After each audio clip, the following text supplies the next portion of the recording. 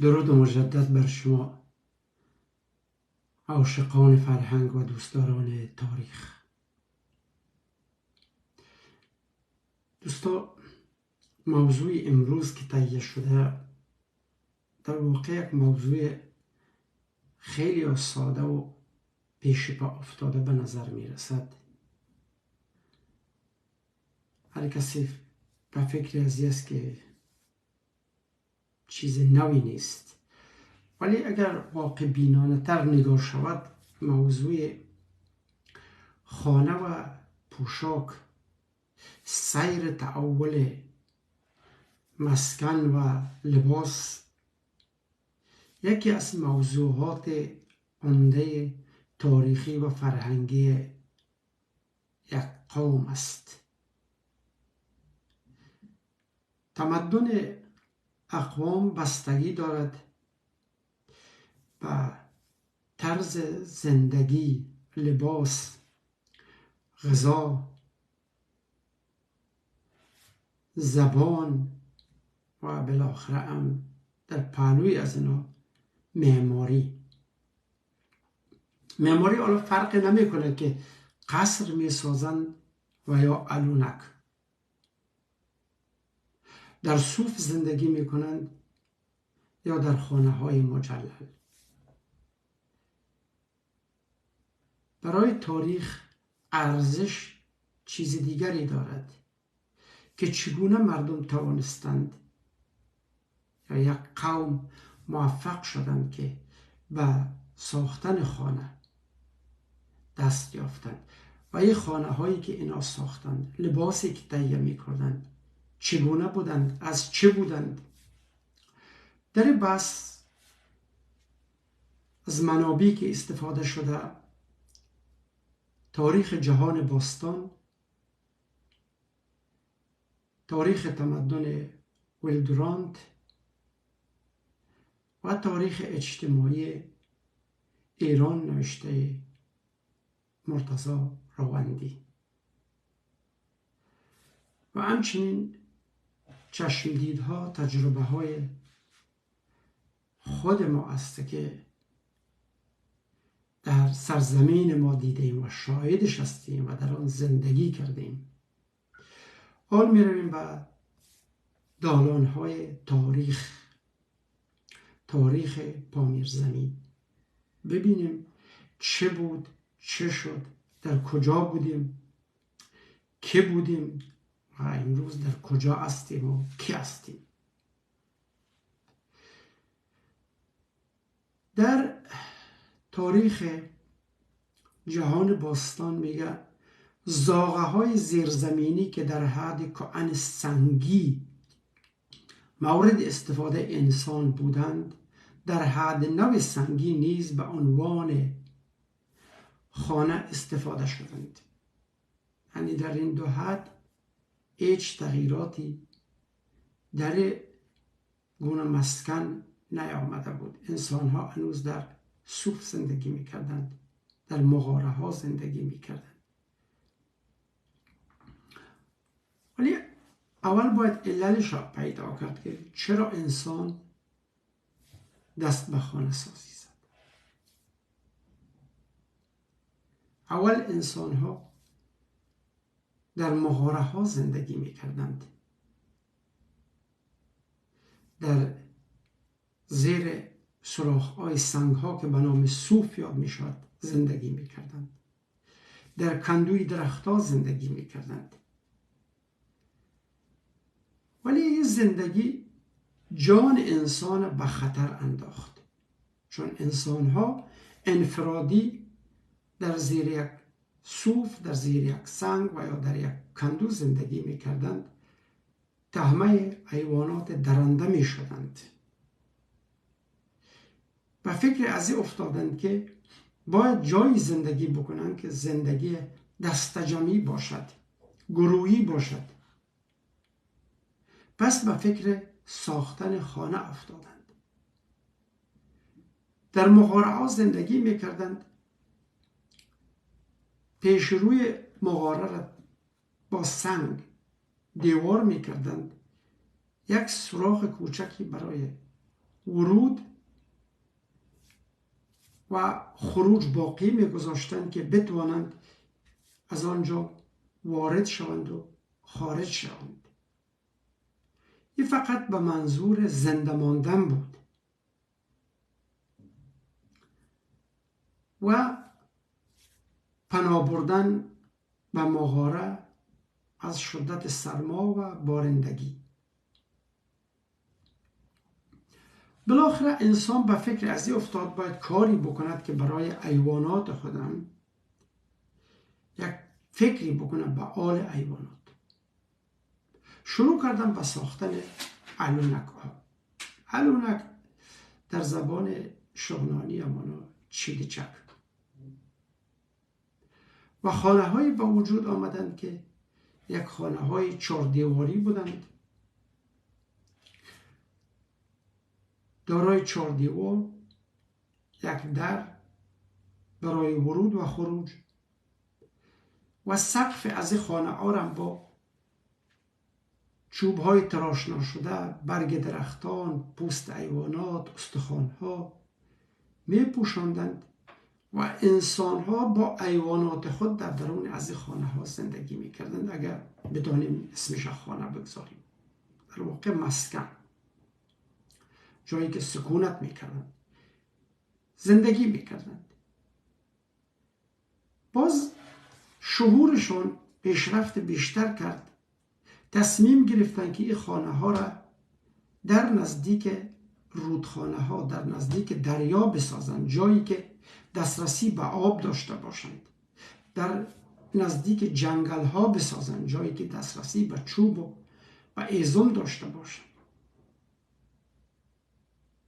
و به همین طور خانه سازی با گذشت زمان، با تکامل شعور انسانی و بنابر ضروریات روزمره پیشرفت کرد تا رسیدیم به خانه هایی که خود ما زندگی میکنیم و قصرها و خانه های مجللی که امروز میبینیم.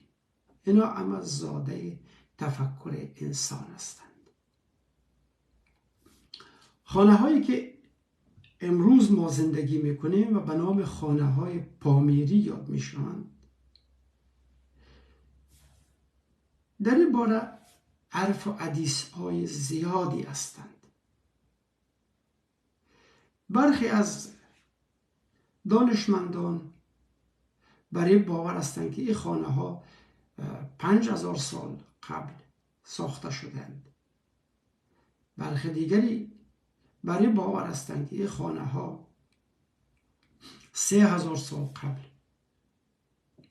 و برخی دیگر بر باور دیگری هستند که این خانه ها نخستین خانه های آریایی هایی بودند که پس از یخبندان بزرگ، یعنی 11,000 سال قبل پیش از تاریخ ساخته شدند.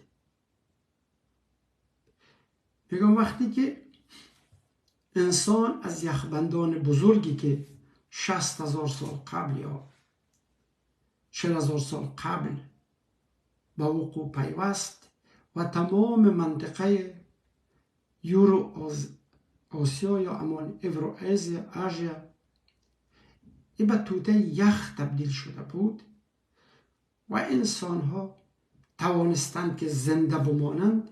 بعد از یخبندان بزرگ 10,000 سال طول کشید که یخها آب شدند و زمین از زیر یخها بیرون آمد.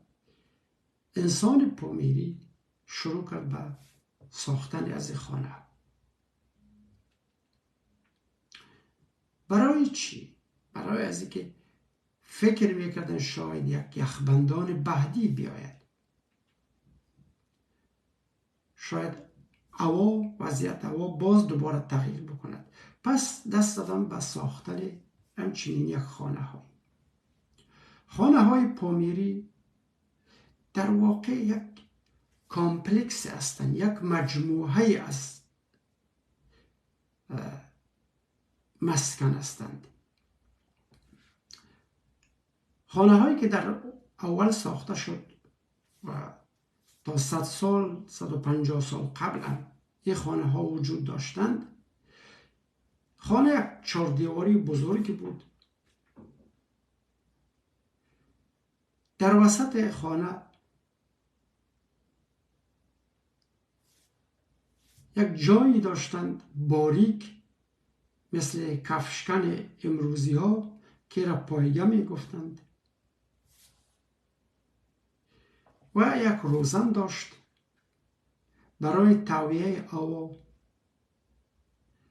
و خارج شدن دود از خانه.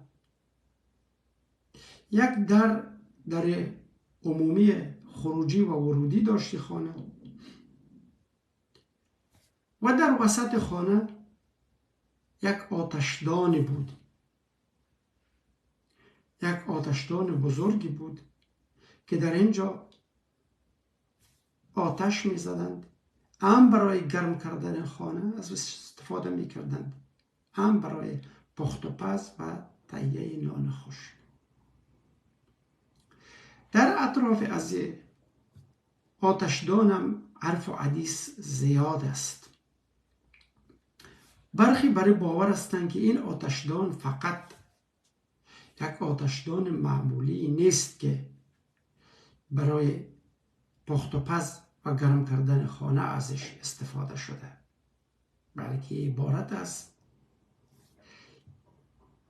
عبادتگاه است، یک معبدی است. این خانه ها در واقع معبد هستند و این آتشدان همان آتش مقدسی است که آریایی ها به اعتقاد داشتند و اینا پرستش می کردند.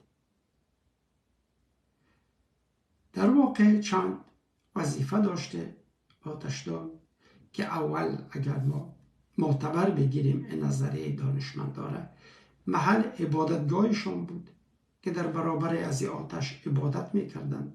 برای گرم کردن خانه ها از آتشدان استفاده می شد و برای پخت و پز. یعنی 3 وظیفه عمده یک آتشدان در درون خانه داشت. چند در کوچک دیگری هم به درون خانه باز می شدند که عبارت بودند از در خانه گنجور، جایی که مواد غذایی ذخیره می شد، هیزمدانی، جایی که هیزم و چوب سوخت و مواد سوخت نگهداری می شد، کعدان حیوانات، جایی که علوفه و کابر حیوانات ذخیره می کردند و همچنین یک در کوچک دیگری برای نگهداری بره ها و بزغاله ها بود که این 4 در هم به سوی خانه باز می شدند. این دلالت بر این می کند که سرمای شدید و سوزان مجبور می کرد پامیری را که پامیری باید خانه‌ای بسازد که آتشدان آن باید همیشه پر از آتش باشد برای گرم کردن، برای تهیه و پخت و پز غذا و بتواند که به هیزم دسترسی داشته باشد. اگر سرما شدید باشد بتواند که به علوفه حیوانات دسترسی داشته باشد، بتواند که به آسانی به مواد غذایی دسترسی داشته باشد، چون بیرون از خانه هوا شدیداً سرد است. بنابراین این خانه ها به این ملحوظ به این گونه ای ساخته شدند که همه چیز در یک خانه است. برخی از دانشمندان برای باور هستند که در واقع کشتی نوحی که یاد شده شبیه همین خانه ها بوده که در فرهنگ سامی است و در فرهنگ آریایی خانه جمشید که جمشید دستور داده که خانه هایی بسازن که همه چیز در یک خانه باشد، عبارت از همین خانه های پامیری هستند. یا خانه مورد نظر جمشید، پادشاهی پیشدادی، همین خانه های پامیری هستند که مردمان بعد از یخبندان بزرگ و بعضی ها بر این باورند که قبل از یخبندان بزرگ این خانه ها ساخته شدند و انسان ها توانستند که در اینجا نجات پیدا کنند. خب عرض کردیم که در مورد از این خانه ها عرف و حدیث زیاد است و هر کسی که خانه ها را دیده یک برداشت خاص خودش داره و یک رأی و نظری که برای اما قابل قبول باشد تا هنوز نرسیده. همچنین تاریخ از خانه ها نیز هنوز زیر سوال است که چند هزار سال قبل ساخته شدند. چیزی که ما امروز داریم فقط این خانه هایی هستند که حفظ شدند تا به امروز. شبیه از این خانه ها همچنان در آرارات ارمنستان، در برخی از مناطق قفقاز من جمله در ایرون امان اوسیتیا که به زبانهای دیگر میگن اوسیتیا و خود اسیتیایی ها به خود میگن ارون. در ارون و جاهای دیگری هم هنوز مخروبه های از خانه ها دیده می شود. هرچند خانه ها امروز تحول بیشتری کردند، پیشرفته شدند، ولی هنوز هم چیزهایی از او خانه های قدیمی دیده می شود. عبارت از زمان در خروجی و ورودی، روزن، آتشدان و امان کفشن یا پایگه. شاید در قرنهای بعدی دیگر ما این خانه ها را نداشته باشیم. بهتر است که امروز معلومات اجمالی در مورد از خانه ها داشته باشیم، چیز بدی نیست. خب موضوع بعدی ما پوشاک است. پوشاک چی است؟ چرا با وجود آمد؟ چگونه با وجود آمد؟ و پوشاک مردم پامیر چی است؟ چی بود؟ اگر ما لباس انسان یا ما پوشاک انسان مورد مطالعه قرار بدیم، لازم می شود که هزاران سال در تاریخ به عقب برگردیم، ببینیم که چه بود، چه شد. در دالان‌های تاریک تاریخ چه گذشت، چگونه لباس انسان تکامل کرد و به لباس انواع و نمونه لباس های امروز رسید. نخستین انسان مثل سایر حیوانات دارای بدن از پوشیده از پشم بود. اصلا از لباس خبری نبود و اما لباس طبیعی از مثل حیوانات پشم بدنش بود که از سرمای زمستان و گرمای تابستان محافظت میکرد. از گفته ها و نوشته های انسانشناسان یا امان انتروپولوژیست ها برمی آید که 100,000 یا بعضا میگن تا 500,000 سال قبل اولین بار انسان به ساختن لباس موفق شد، لباس ساخت. و این لباسی که انسان ساخت چه بود؟ حالا عرض میکنم. انسان برای سرپناه، برای از اینکه در گرمای تابستان سرش نسوزد از برگ درختان استفاده کرد و به یاد از این افتاد که میتونه که از برگ لباس تهیه کند. یعنی نخستین لباسی که انسان تهیه کرد، پوشاکی که تهیه کرد، از برگ درختان و بعدا پوست درختان بود. و در قدم بعدی پوست حیوانات استفاده می کردند به عنوان لباس. ولی به گفته انسان شناسان 30,000 سال قبل یک تحول بزرگی در صنعت پوشاک به وجود آمد. این صنعت یا این تحول چی بود؟ این ساختن سوزن بود. و ساختن سوزن در ساختن لباس یک نقطه عطفی است. انسان برای بار اول 30,000 سال قبل از چوب یک چیزی شبیه سوزن ساخت و بعد موفق شد که پاره های پوست درخت و پوست حیوانات به هم وصله بکند، به هم پیوند بدهد و ما با درس های ابتدایی اینا را بخیه بزند و از اینا لباس تهیه کند. نخستین لباسی که انسان تهیه کرد از پوست و عبارت از پیراهن بود. خود پیراهن چه بود و امروز چی است؟ پیراهن عبارت از یک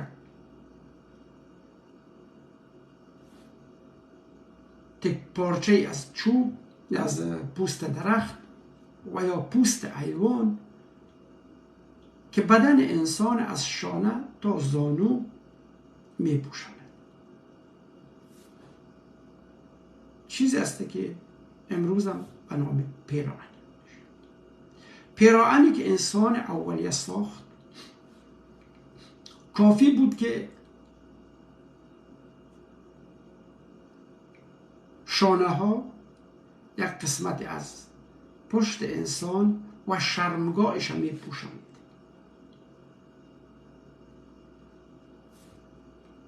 و بالاخره با کشف وسایل پیشرفته شکار و دستیابی به پوست بیشتر حیوانات، لباس انسان نیز پیشرفته تر شد، تکامل کرد تا به امروزی که ما شاهد انواع لباس های گوناگون هستیم. ولی لباس مردم پامیر چی است؟ مهمی است. موضوع بحث ماست که پوشاک مردم پامیر چیست؟ دوستان، پوشاک مردم پامیر ابتدا عبارت از همون یک پیراهن بود که عرض کردیم پیراهن چی بود. پیراهن عبارت از لباسی بود که از شانه تا زانو و تا آرنج دست می پوشند.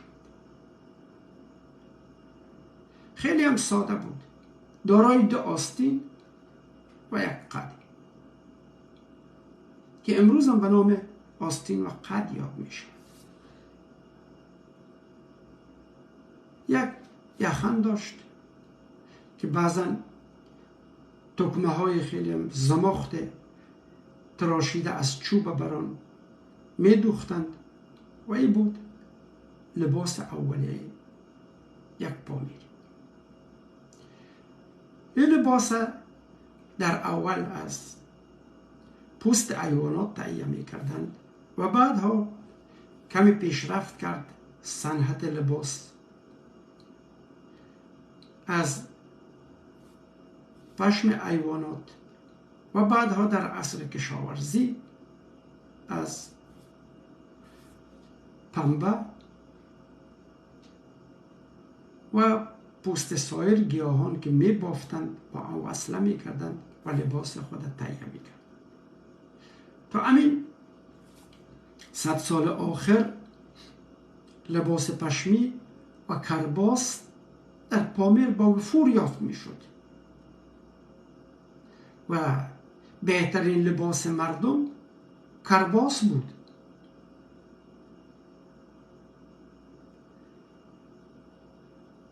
کرباس نوعی از رخت است یا پارچه ای است که از پنبه به دست می آمد و لباس پشمی از پشم گوسفند بافته می شد و لباس تهیه می شد. دومین چیزی که در زندگی مردم پامیر نقش داشت، شاید شما عدسشان نزنید ولی عرض میکنم او کمربند بود. کمربند بعد از پیراهن دومین، هرچند لباس نیست ولی دومین چیزی بود که ساخته شد. کمربند در ابتدا از پوست و ریشه درختان تهیه می شد. بعدها تکامل یافت، پشم حیوانات می گرفتند، می بافتند و برایشان کمربند تهیه می کردند و بعدا هم از ریسمان که گذشت پوست حیوانات می گرفتند و از این پوست کمربند تهیه می کردند. اما چرا کمربند؟ کمربند چند تا ارزش داشت در زندگی یک انسان پامیری. اولی که کمرشان می بستند، چون کار می کردند، کارگران به بستن کمر نیاز دارند، بگویند که انرژی بیشتر میدهد، نیروی بیشتر میدهد با کمر بسته کار کردن. یکی. دوم، وقتی که به خانه برمیگشت از سر زمین یا از جای دیگری، در این کمربند ایزون برای خانه تهیه میکرد و پشت میانداخت و میآورد در خانه. استفاده دوم کمربند.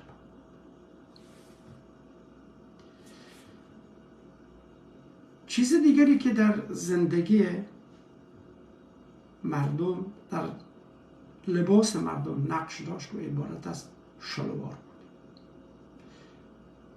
شلوار اتفاقا در زبان شغنانی به نام شوالک میگن. شوالک شاید همون شلوار یا شلوار برگرفته از شوالک باشد، کار زبان شناساست. اما شوالک چه بود؟ شوالک عبارت از همون شلوار امروزی است یا تنبان یا پاجامه یا بعضا از واژه فرانسوی که پنتلون است ما پتلون میگوییم نیز استفاده میشد. عبارت از چی بود؟ یک لباسی بود که دارای دو پاچه بود که را میگرفتند، از پشم گوسفندان تهیه میکردند، میدوختند و بر تن میکردند. این در واقع یک پیشرفت عمده‌ای بود در صنعت لباس.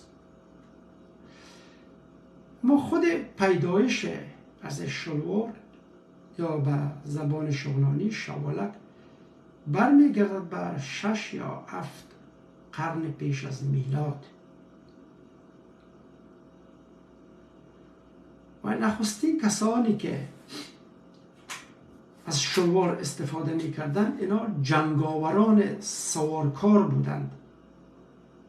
بر اسب سوار می شدند و مسافت های طولانی می رفتند برای جنگ ها. ناگزیر شدند که اینا از شلوار استفاده بکنند در اسب سواری. بالاخره تکامل کرد و به لباس عمومی انسان ها تبدیل شد. میگن نخستین کسانی که از شلوار استفاده می کردند سکاها بودند، چون سکاها مردمان سوارکار بودند،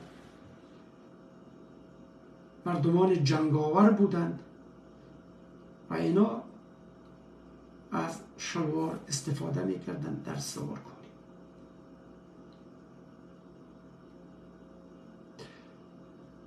شلوار عرض کردیم که عبارت از 3 تکه است که 2 پاچه و قسمت نیفه.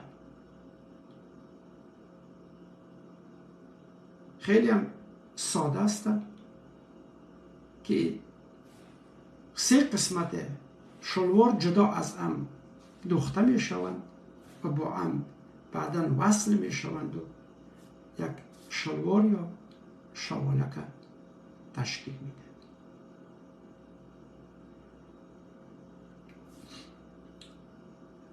که امروز ما انواع شلوارها را میبینیم که با چه صنعت‌های پیشرفته‌ای ساخته میشود. لباس دیگر مردم کلاه بود.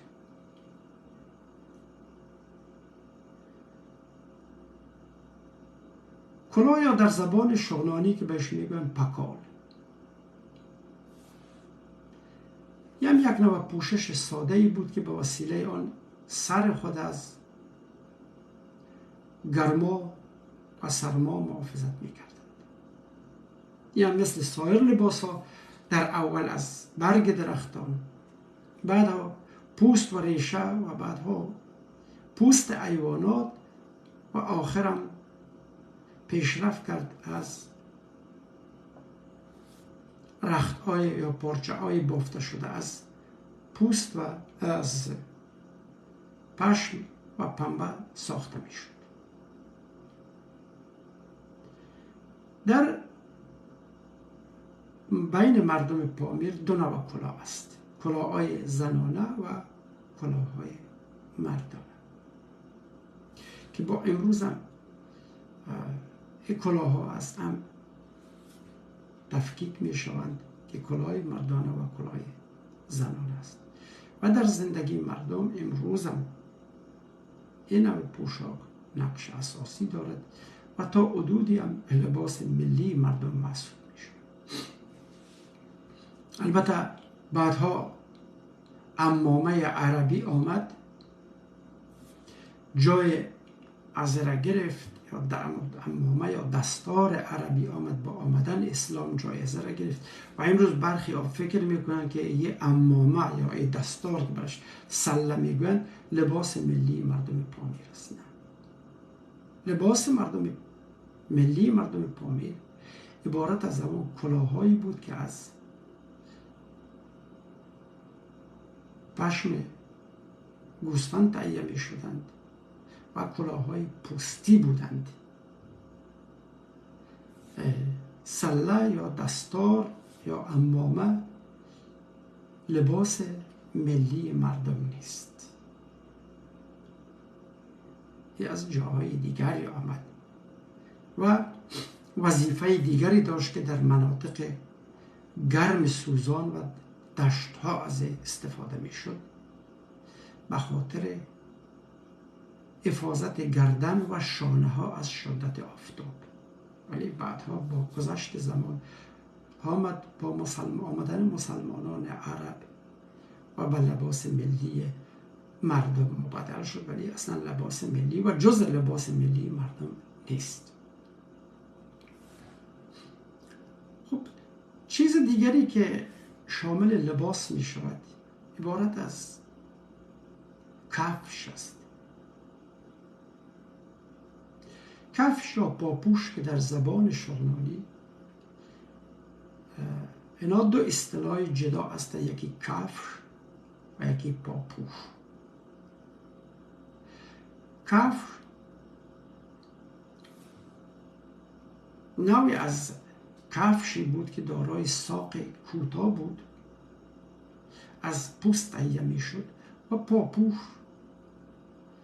عبارت از یک پایافزاری بود که این پایافزار از چوب تهیه می شد که بهش می گفتند پاپوش. خود کفش هم مثل سایر انواع از لباس ها دارای تاریخ خیلی طولانی است. و چگونه کفش با وجود آمد؟ انسانشناسا برای باور هستند که انسان اولیه وقتی که در اثنای فعالیت‌های روزانه پایش زخم برداشت، اول بر سر زخم خاک می‌ریختند و مثل سایر حیوانات زخم لیس می‌زدند، می‌لیسیدند و یا کسای دیگر این کار را برشان می‌کردند در جایی که زبان خود شخص رسیدگی نمی‌تونست. کسای دیگر می‌آمدند زخمشان لیس می‌زدند و دارویشان هم همون خاک. روزی از اتفاق پای یکی از انسان‌های اولیه زخم میشه، یه پوست درخت میگیرد و پای خود میبندد و بعد با این کار به فکر ساختن کفش افتاد. روزانه پوست درخت‌ها را میکندند و پای میبستند. دیدن که خیلی راحت تر از آن است که با پای برهنه و لخت کار و فعالیت بکنند. و بالاخره به یک پیشرفت‌های دیگری دست یافتند. پوست حیوانات را میگرفتند، بر پای میبستند و این پوست شکل پای از اینا را میگرفت. وقتی که خشک میشد چسبیده به پای بود، تا اینکه دوباره پاره میشد، میرفتند در آب تر میکردند و از پای جدا میکردند و باز تکرار میکردند و تکرار میکردند تا که به این وسیله پاپوش یا کفش پیدا شد. و نخستین کفش هم عرض کردم که روی یک ضرورت و به صورت تصادفی کشف شد و از پوست درخت ساخته شد و بعدها از پوست حیوان. پاپوش مردم پامیر عرض کردم که یکی کفش است، یکی هم پاپوش. ولی چیز دیگری هم است که عبارت از پخ است یا در زبان فارسی به نام چارق یاد می شود و بعضا میگویند که عبارت از همون موزه اولیه است که موزه به گونه اولیه ساخته شده و به موزه تکامل کرد. بعدها این پخ یا همون چارق یا به زبان دیگری چموس عبارت از همان موزه اولیه است که عبارت از یک کفش بلندی است که پای انسان تا زیر زانو می پوشاند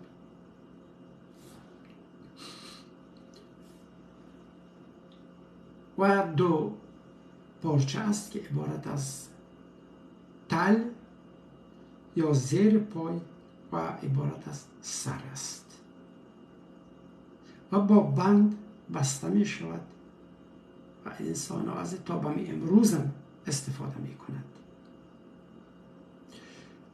و بعدها چیز دیگری هم که در فرهنگ شغلان آمد به نام پیزار می گفتند که پیزار هم عبارت از یک کفش پوستی بود که از پوست حیوانات تهیه می شد ولی از جاهای دیگری می آمد. کفش خود مردم پامیر خیلی محدود است، انواع زیادی ندارد که عبارت از همون پاپوش و پخ است و کفش چوبی است که بعضا پخ همراه با کفش های ساخته شده از چوبی می پوشند. فقط این سه نوع کفش داریم که 2 تا اینا چوبی هستند، فقط یکی از پوست حیوانات است که به نام پخ یا موزه یاد می شود و این هم 2 نوع بود، یکی برای زنان و دیگری برای مردان. و بهترین نوع پخ یا موزه امانی بود که از پوست بز کویی تهیه می کردن. این را پوست می گرفتند. پوست اگر دوستا آشنایی داشته باشن، اول آش می زدند، بعد از آش زدن و مالش و بعد رنگ می کردند. رنگ ریزی هم خیلی طبیعی بود.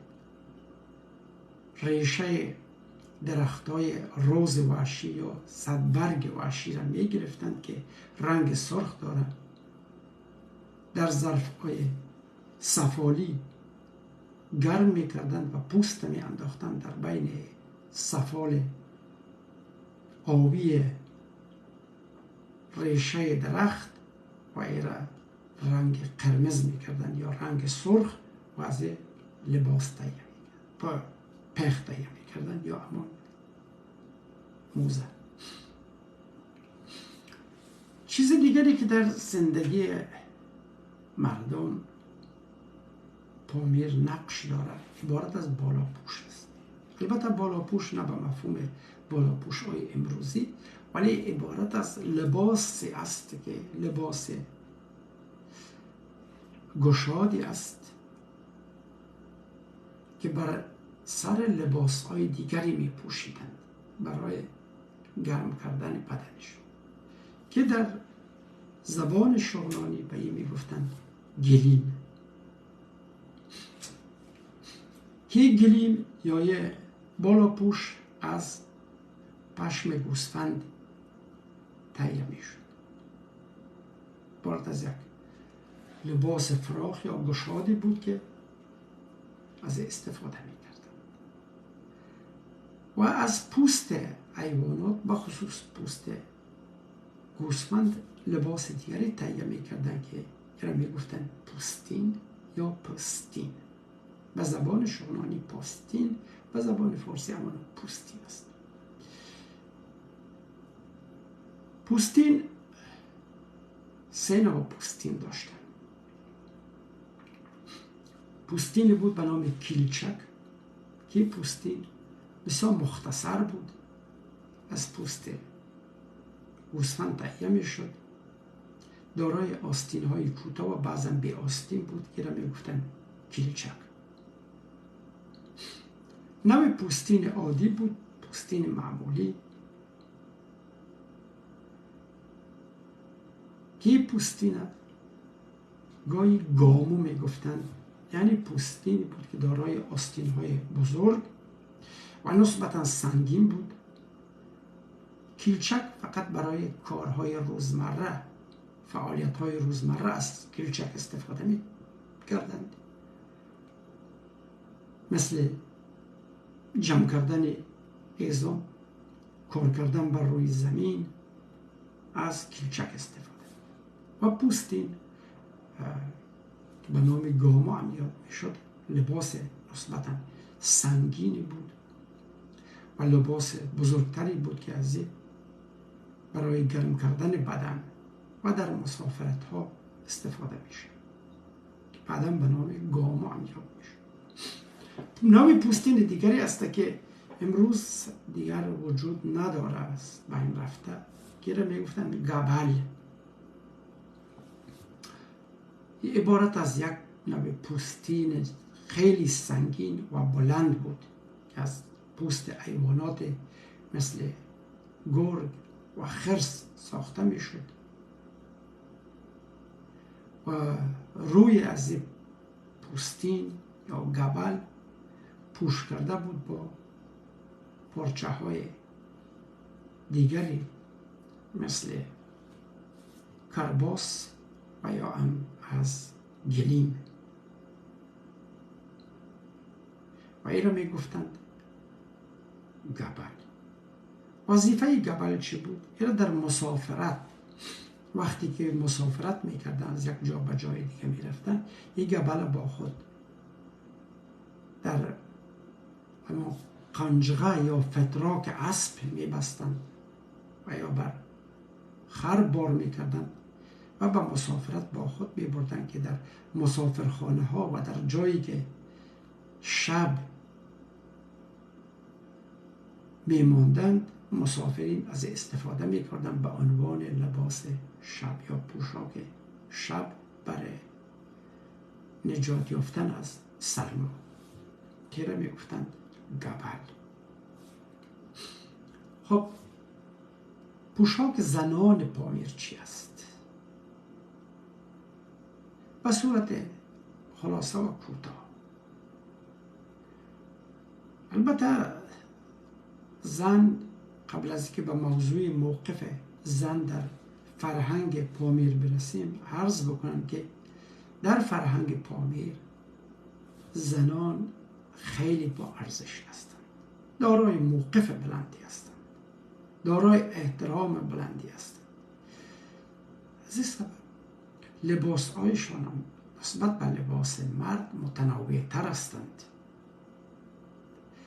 که شامل یک پیراهن است که به نام کرته یاد می شود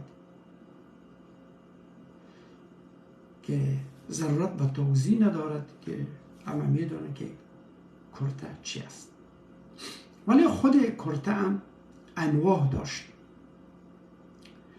یکی کرته هایی بود که امروزه به نام کرته تاجیکی یاد می شود، ولی در واقع این هم یکی از نوع کرته های پامیری است که قد از پیراهن تا زانو، سر زانو و دارای آستین های کوتاه بود و یخن یا یقه گرد باز داشت که امروزه عرض کردم به نام کرته تاجیکی. کرته های دو گریبانه بودند، یعنی دو یقه داشتند و دو یخن.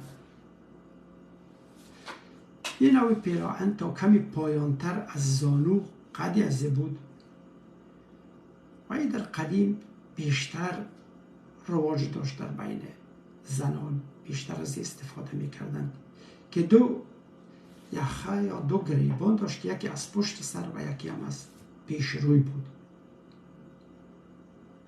گریبان پشت سر باز نبود ولی شکل یقه یا گریبان داشت، از این بابت ارمی گفتند دو گریبانه.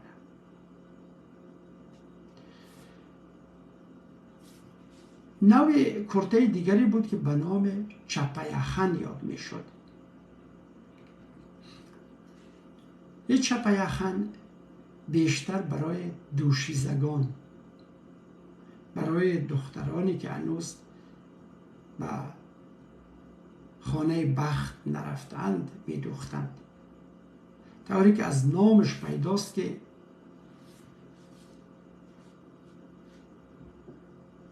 یخن از پیراهن از پیش رو نبود بلکه از پشت سر و آنم از طرف راست و یا طرف چپ کمی متمایل به سمت چپ و یا راست از پشت سر بود و معمولا از پارچه های ساده و رنگی دوخته می شد برای دوشیزه هایی که هنوز شوهر نکردن،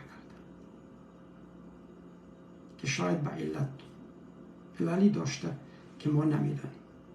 بعدم لباس های چیز دیگری که برای زنان مهم محسوب می شد و لباسشان به حساب می آمد عبارت از آسکت یا به زبان فارسی جلیقه،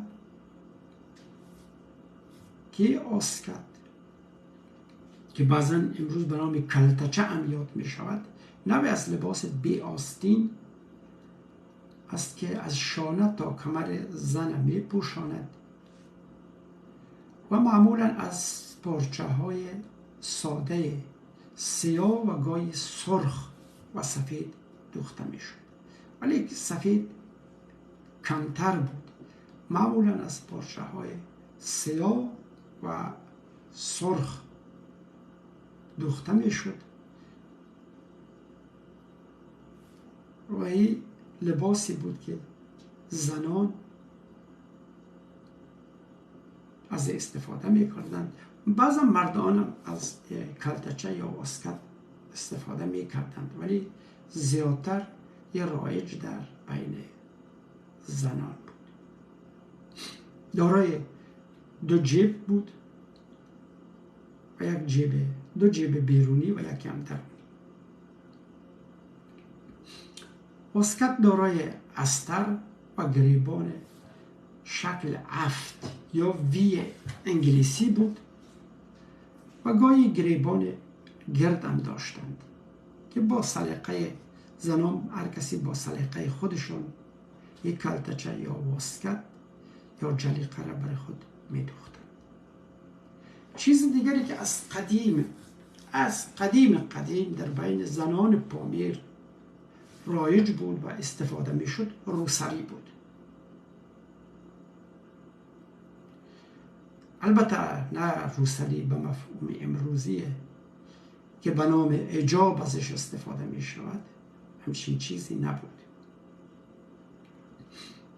روسری بود که در زبان شغنانی به نام لیمال و در فارسی متداول به نام رومال و یا دستمال یاد می شود. یک پارچه مربع شکل بود، چارگوشه بود که طول و عرض از پارچه مساوی بود.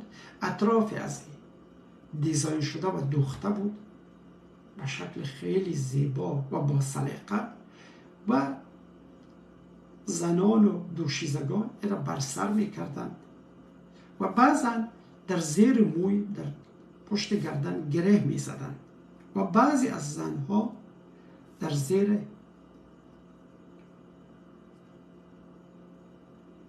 در گلوگاه خود ای را گره می زدند و این بود عبارت از روسری.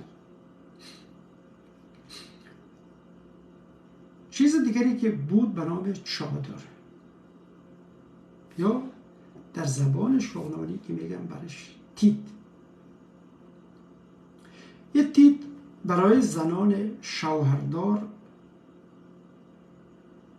و برای پیرزنان بود، ولی دوشیزگان از تیت استفاده نمی کردند. دوشیزگان فقط با همان روسری اکتفا می کردند که پوشش سرشان همان روسری یا همان دستمال چارگوشه بود.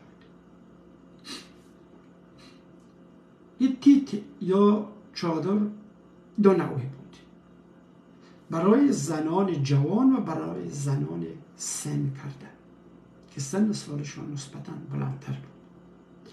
این عبارت از یک پارچه مستطیل شکل بود، نه مربعی بلکه مستطیل شکل که طول و عرضش تفاوت داشتند و از جنس پنبه و بعضا از ابریشم بافته می شد.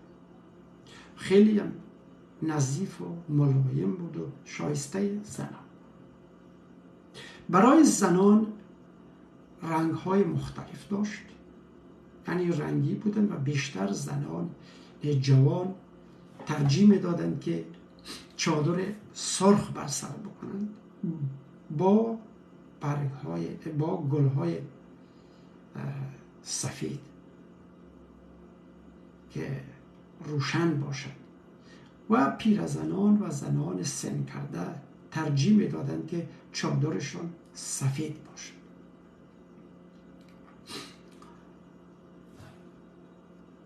زنان مسن چادرهای بزرگ سفید بر سر می کردند و زنان جوان چادرهای تیت رنگی و بیشتر رنگ سرخ.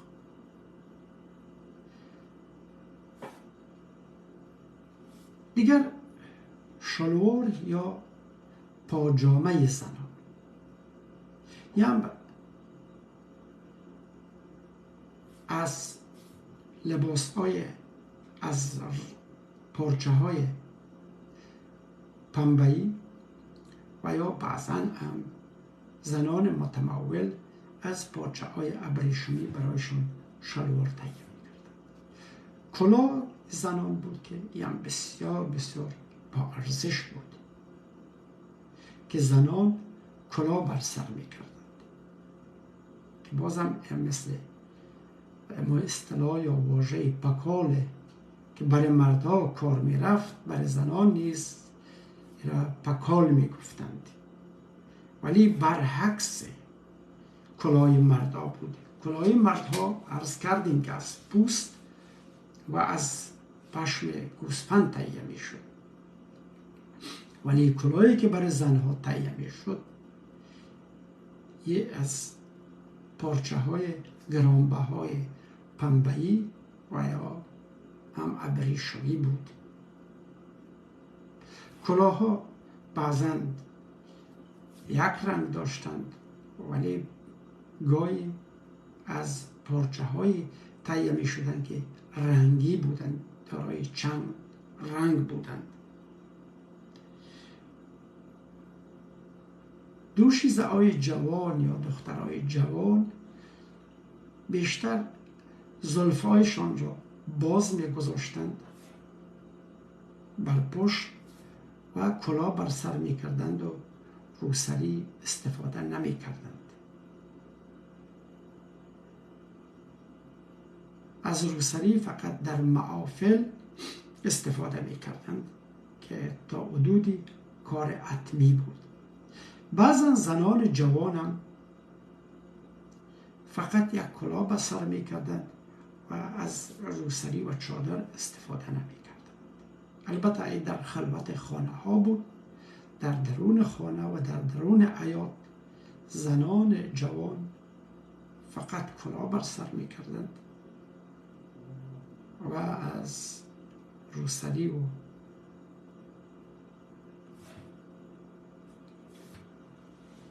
استفاده نمی شد.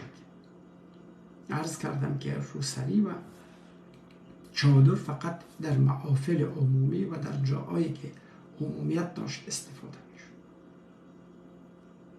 و چادر هم دو نوع استفاده داشت. یکی استفاده در محافل شادی و خوشی بود، در عید و عروسی، و یکی هم در عزاداری. در عید، جشن و شادی از چادرهای رنگی استفاده می کردند و در عزاداری از چادرهای سفید و اونهایی که رنگ خاکستری یا رنگ سیاه مشکی داشتند از اونها استفاده می کردند، که یعنی لباس مردم پامیر در کل دو نوع لباس است، که لباس سور و لباس ازرق. خب دوستایی، بود موضوع لباس و مسکن که بازم عرض کنم که در پله اول برای هر کسی خیلی یک موضوع پیش پا افتاده و آسان به نظر می رود، ولی تاریخ یک قوم نه، چندین قوم است که کلا به نام اقوام پامیری یاد می شود. تاریخ و فرهنگ از یک قوم است. یه لباس و مسکن است که این قوم از اقوام دیگر متمایز می سازد.